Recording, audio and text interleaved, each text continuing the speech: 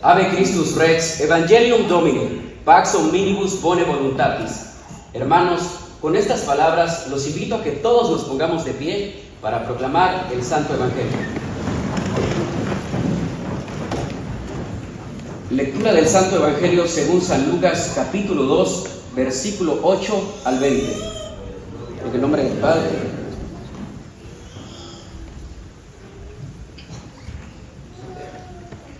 En la región habían pastores que vivían en el campo y que por las noches se turnaban para cuidar sus rebaños. Se les apareció un ángel del Señor y la gloria del Señor los rodeó de claridad y quedaron muy asustados. Pero el ángel les dijo: no tengan miedo, pues yo vengo a comunicarles una buena noticia que será de mucha alegría para todo el pueblo. Hoy en la ciudad de David ha nacido para ustedes un Salvador, que es el Mesías y el Señor. Miren cómo lo reconocerán. Hallarán a un niño recién nacido, envuelto en pañales y acostado en un pesebre. De pronto, una multitud de seres celestiales aparecieron junto al ángel y alababan a Dios con estas palabras: Gloria a Dios en lo más alto del cielo y en la tierra paz a los hombres. Esta es la hora de su gracia. Después de que los ángeles se volvieron al cielo, los pastores se dijeron unos a otros: vayamos pues hasta Belén y veamos lo que ha sucedido y que el Señor nos ha dado a conocer. Fueron apresuradamente y hallaron a María y a José con el recién nacido acostado en el pesebre. Entonces contaron lo que los ángeles les habían dicho del niño. Todos los que escucharon a los pastores quedaron maravillados de lo que decían. María, por su parte, guardaba todos estos acontecimientos y los volvía a meditar en su interior. Después, los pastores regresaron alabando y glorificando a Dios por todo lo que habían visto y oído, tal como los ángeles se los habían anunciado. Palabra del Señor. Gloria a ti, Señor.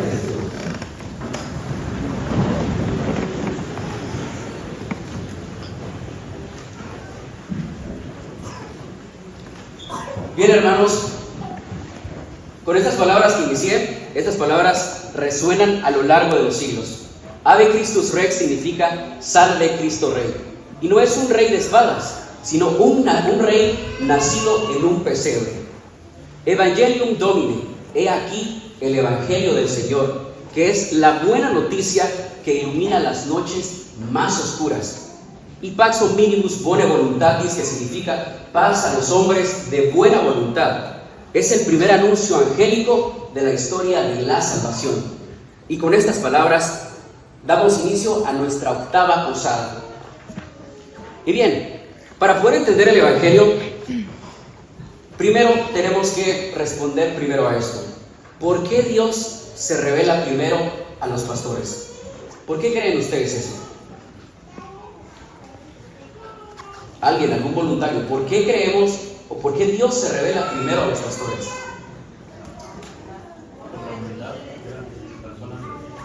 Personas sencillas, la humildad. Bien, en el tiempo de Jesús, los pastores eran pobres, considerados impuros según la ley judía, vivían lejos del templo, no podían cumplir bien las purificaciones, eran vistos como personas sin educación, que no tenían valor, y nadie confiaba en su testimonio legal. Ellos trabajaban de noche, en el frío, y algunos vivían aislados. Pero también hay otro dato histórico muy impresionante, que es que los rebaños cercanos a Belén criaban los corderos para el sacrificio del templo. Es decir, que estos pastores que cuidaban corderos destinados al altar fueron los primeros en ver al Cordero de Dios. Y todos sabemos que en la ley judía, cuando llegaban los días de expiación o los días de perdón, se ofrecía algún sacrificio para Dios, ya sea un cordero, un novillo, un pichón. Creo que sabemos eso. Entonces, hermanos, estos pastores que cuidaban a esos corderos destinados al altar fueron los primeros en ver al Cordero de Dios. Y todos sabemos quién es el Cordero de Dios: Jesucristo, el Cordero de Dios que quita los pecados del mundo. Eso es pura teología profética. Y para seguir avanzando, hoy les quiero hablar un poco sobre los primeros cristianos. Y ¿Qué nos enseñaban los primeros cristianos? Y para eso voy a utilizar la interpretación de los padres de la iglesia. Si alguno de ustedes no sabe quiénes son los padres de la iglesia, algunos de ellos fueron discípulos de los discípulos de Jesús. Ellos nos enseñaron toda la fe que hoy en día conocemos. Por eso cuando algún hermano separado, algún hermano protestante, comienza a estudiar la historia del cristianismo con un corazón abierto, con un corazón con ganas de conocer más a Dios, termina siempre convirtiéndose en católico. Porque al momento de estudiar a los padres de la iglesia, encontramos una doctrina católica. Y bien, los padres vieron en este pasaje verdades inmensas. Un ejemplo que les tengo es San Ambrosio. Él dijo que los pastores representan a la humanidad herida. Y en uno de sus escritos dice: el Señor eligió a los pobres y vigilantes para manifestar su primera luz. San Ambrosio decía que el pesebre es la escuela de humildad donde los sencillos aprenden lo que los soberbios no pueden entender. Otro ejemplo es San Agustín de Hipona. Él ve en los pastores un símbolo de alma vigilante. Los pastores velaban sobre su rebaño, así debe velar el cristiano sobre su corazón. San Agustín enseñaba que Dios habla primero al que vigila, no al que se duerme espiritualmente. Por eso nosotros tenemos que andar siempre vigilantes, no dormidos espiritualmente. Otro ejemplo que les tengo es San Gregorio Magno. Él dice que Dios se revela primero a los pastores porque el mensaje del cielo llega al que se ocupa en tareas humildes que al que se cree grande. Es más o menos lo que San Ambrosio dice, que no hay que ser soberbios. Y hermanos, cuando nosotros somos soberbios, creemos saberlo todo y no tenemos ese corazón humilde, y así nunca vamos a escuchar a Dios. Por eso nosotros tenemos que ser humildes de corazón. Y el último ejemplo que les tengo de los padres de la iglesia es San Juan Crisóstomo. Él ve en los pastores un contraste divino. Él decía: los ángeles cantan en lo alto, los pastores escuchan en lo bajo, y así se unen el cielo y la tierra. Es algo hermoso lo que nos enseñan ellos. Y este evangelio revela verdades profundas del plan de Dios. Tenemos la teología de la revelación, la teología de la encarnación, teología de la fe, la teología del encuentro, la teología de la contemplación, que habla de María, que es el corazón que entiende el misterio. Porque María fue la primera discípula, la primera teóloga, la primera contemplativa, la primera custodia del misterio. Y en el evangelio escuchamos que los pastores estaban en la oscuridad y Dios se les apareció, pero ellos fueron a toda prisa, se fueron corriendo. Y tal vez hoy nos preguntamos, aquí en esta octava posada, ¿qué significa este evangelio para nuestra vida hoy? ¿Qué tiene que ver este evangelio contigo, conmigo o con nuestra vida diaria? Hermanos, porque un evangelio que no transforma es un evangelio no entendido. Y hoy Dios nos enseña verdades inmensas que pueden cambiar toda nuestra vida si las dejamos entrar. Como los pastores, Dios también entra en tu noche. Los pastores estaban ¿dónde? En la oscuridad. Y la noche simboliza tus miedos, tus preocupaciones, tu cansancio, tus pecados, tu ansiedad, tu frustración, tus dudas internas que no se las cuentas a nadie. Porque si todos tenemos dudas, todos tenemos problemas, cosas dentro de nosotros que preferimos guardarlas y no decírselas a nadie. Pero Dios conoce todo eso, y en medio de todo ese caos es como una oscuridad. Y fue exactamente ahí donde Dios apareció. Eso significa algo hermoso. Que Dios no te pide que salgas de la noche para encontrarte con Él. Él entra en tu noche para sacarte de esa noche. Porque Dios no te ama únicamente cuando estás bien, te ama exactamente cuando estás roto. Y hoy, hermanos, Dios quiere romper esos miedos. Porque el primer mensaje de Navidad no fue Feliz Navidad. ¿Saben cuál fue? No temas. Eso significa algo muy profundo. Significa que Dios conoce los miedos que cargas por dentro. Miedo a fallar, miedo al futuro, miedo a perder algo o a alguien, miedo a no ser suficiente, miedo a la soledad, miedo a volver a caer otra vez. Y hoy Dios, en esta noche, te mira directo al corazón y te dice: yo sé lo que temes y sigo aquí contigo. No te dice no temas porque ya no habrá problemas, te dice no temas porque yo estaré contigo en los problemas. Porque hermanos, la verdadera fe no elimina los problemas, elimina el miedo de enfrentar esos problemas. Y voy a hablarles un poco de la fe verdadera, porque como los pastores, ellos tenían una fe muy verdadera, una fe genuina. Porque la verdadera fe se mueve, no basta con solo escuchar, hay que caminar, hay que dar pasos. Porque los pastores no se quedaron analizando el mensaje, no dijeron, ay, qué bonito mensaje, no dijeron, mañana voy. El evangelio es claro, fueron a toda prisa. Porque hermanos, la fe que no te mueve no es fe, es puro entretenimiento espiritual. Y muchas veces nos pasa que a veces nosotros venimos a misa por compromiso y nos aburrimos, decimos, es que la misa es aburrida, y tratamos de buscarle algún entretenimiento. Y por eso muchos creo que venimos solo los domingos. Y esa no es una verdadera fe. Buscamos siempre sentir, puro entretenimiento. A veces nos refugiamos en música, en otras cosas, para nosotros poder sentir y decir, es que ahora sí estoy sintiendo. Y recordemos que nosotros como seres humanos estamos llenos de puros sentimientos. Hoy nos sentimos emocionados, motivados, otras veces tristes, y solo son emociones. Y tenemos que tener una verdadera fe. Voy a poner un ejemplo. Se viene Año Nuevo.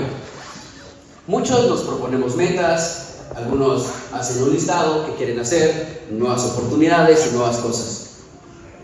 Voy a usar este ejemplo, el gimnasio, uno de mis favoritos. Cuando inicia el año, nos inscribimos a un gimnasio, pasa una semana, 2 semanas, y estamos motivados, estamos con esa emoción, con esa motivación. Pero ¿qué pasa? Llega la pereza, y el cansancio, y otras cosas. Y ahí es donde entra la disciplina. Y voy a tratar de contrastar la disciplina con la fe. Ojo, solo es un ejemplo para que ustedes lo puedan entender. Las personas con disciplina van a seguir dando pasos, van a seguir avanzando. Y en las personas que no tienen disciplina se van a quedar estancadas. Van a poner excusas, van a decir es que hoy me siento cansado, hoy no quiero, y así. Pero al final del año, las personas con disciplina, porque dieron esos pasos, van a ver los resultados que lograron. Y se van a dar cuenta que si ellos hubieran dejado todo eso, no hubieran obtenido esos resultados. Y así tiene que ser nuestra verdadera fe.